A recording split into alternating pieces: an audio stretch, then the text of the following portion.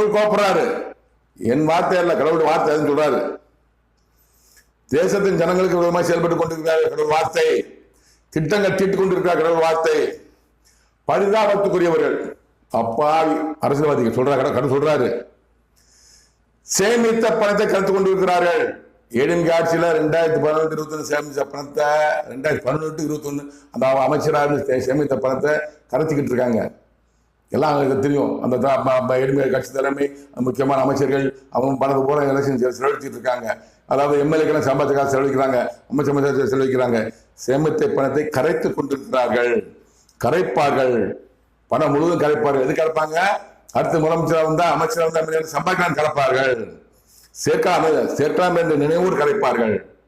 அடுத்து எம்எல்ஏ போறாங்க, ticket tea குடிப்பாங்க, மாவாட்டுவாங்க, உரக்கலை கலந்து கொடுப்பாங்க.